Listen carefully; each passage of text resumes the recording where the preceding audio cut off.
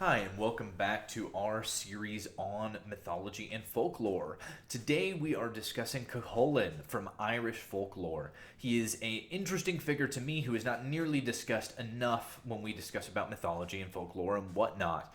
Regardless, he is an important figure that should be discussed. If you're interested in mythology, folklore, philosophy, existentialism, etc., please stick around and subscribe, join the channel, and be a part of the conversation. Regardless, this series is about all of the different themes that are influencing my work. Chulainn is an interesting figure, which I'm sure I'm pronouncing his name wrong. If you have ever seen Boondock Saints, you've heard his song played over and over again throughout that film. It is perhaps the best ballad in it. He is a fascinating character that is in the cycle of Ulster, or Uliad. This cycle of stories that has to do with the Knights of the Red Branch. They are warriors that are loyal to Connor.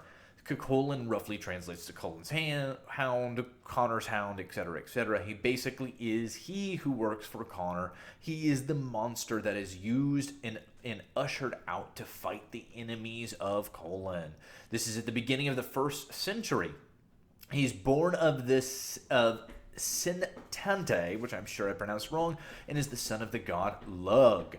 Lug is a powerful god, and he, like many of the Greek myths, tends to create a son with special powers. Chulainn is interesting to me in that he is basically an Irish Hulk. He has this mode that he turns into that is potent and powerful, in which he goes into a rage and creates mass destruction. He is said to have 7 fingers on each hand and 7 toes on each foot and even 7 pupils in each eye. That would be fascinating. I only have 2. Regardless, he is favored by the gods, and he's exempt from the curse that plagues his band of warriors. He performs superhuman exploits and labors. This is really similar, yet again, to Hercules, but also to Achilles. In his times of rage, he takes on characteristics of Scandinavian berserkers. He would be monstrously deformed and uncontrollable, being able to struggle to distinguish between friend and foe, going on as a rampage throughout the battlefield and destroying enemies left and right. This is central to some of our philosophical questions discussed in the Witcher series, coming out every single Tuesday. If you haven't seen those videos, please check them out. Regardless, that series discusses what does it mean to be a monster. Chulainn is an interesting take on that, in that he serves his people but clearly turns into a monstrous form, in which he loses all sort of logical thinking and just is destructive. Ultimately, he goes through an intense amount of battles. He starts at only the age of 17, which I find interesting in discussing the story. This is somebody that becomes extremely powerful at a very young age. How do you handle that? Though I suppose in ancient times, being 17 was considered much older than it is now. Regardless, me at 17 was pretty emotional and not really sure of himself. I can only imagine what it would mean to be thrust into the front field and come to understand what it means to be the child of a god. So from there on, he ultimately finds himself destroyed in what is considered an unfair fight. At 27, after a 10-year reign, he ultimately succumbs to what is referred to as trickery in the tale. Ultimately, I think what makes Chulainn interesting is we find ourselves with a character that is very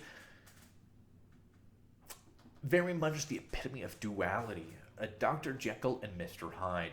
Somebody that transfers between different forms and asks us which of them is the most human, as we try to understand the difference between our bestial, natural, instinctual, monstrous roots and that of the civilized artistic form we hope to create, which is a central theme in existentialism, a theory that I explore thoroughly within this channel, and I'm playing with quite a bit as I write my book, Circles Theory, and discuss every Friday. I'm trying a lot of new things to create this channel. More than anything, it is a blog for me to be able to record and think out my thoughts as I try to write and craft my book. I hope this was interesting to you, and you have any discussion about mythology, folklore, about Chulainn, about stories, about existentialism, sociological theory, anything, please leave a comment. Let's have a discussion. I'd love to hear your ideas.